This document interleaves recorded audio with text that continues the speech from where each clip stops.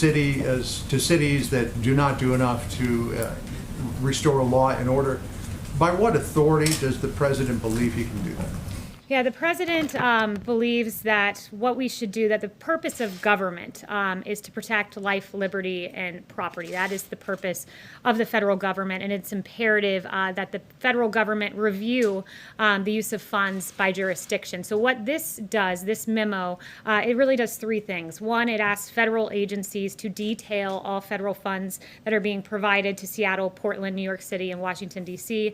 Secondly, within 14 days, the Attorney General will develop a list of anarchist jurisdictions, of lawlessness zones that are permitting violence and destruction of property. And then within 30 days, the White House Budget Director will issue guidance to the heads of agencies on restricting eligibility of or otherwise disfavoring to the maximum extent possible by law anarchist jurisdictions in the receipt of federal grants. And South Carolina v. Dole did note that you can withhold funding so long as it pertains to the federal program pertains to what you're trying to incentivize.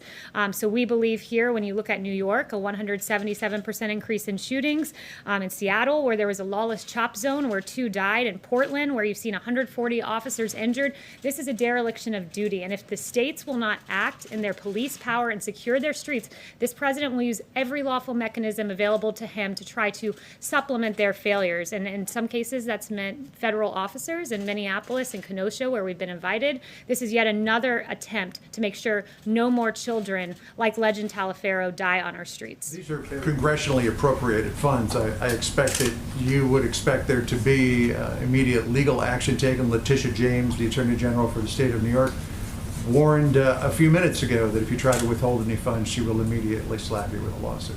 Well, she's free to do that. We believe that what we will do will be lawful within the bounds of the law, and we encourage states to act and cities to act in the way that Kenosha and Minneapolis did. Although, be it delayed a little bit there, they finally stepped up and asked for federal support, and they got it, because too many Americans are dying on our streets, too many businesses being burned to the ground. That's not the American way by a long shot. Okay, Yes. just to follow up on that, the president, as we know, tried to